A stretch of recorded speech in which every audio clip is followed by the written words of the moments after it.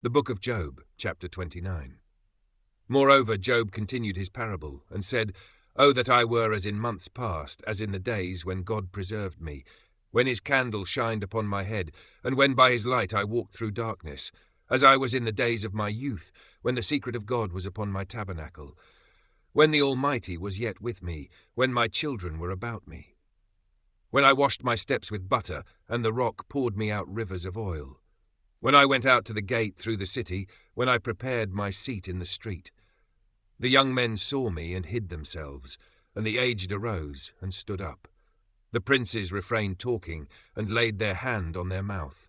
The nobles held their peace, and their tongue cleaved to the roof of their mouth. When the ear heard me, then it blessed me, and when the eye saw me, it gave witness to me.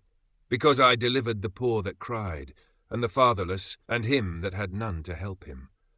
The blessing of him that was ready to perish came upon me, and I caused the widow's heart to sing for joy. I put on righteousness, and it clothed me.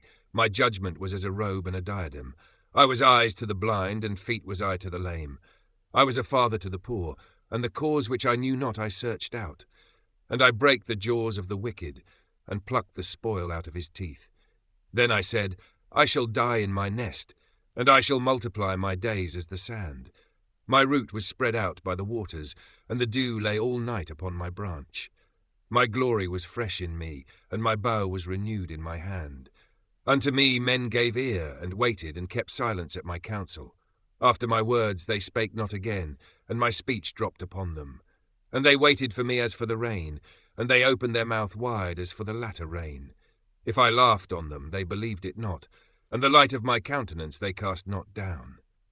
I chose out their way, and sat chief, and dwelt as a king in the army, as one that comforteth the mourners.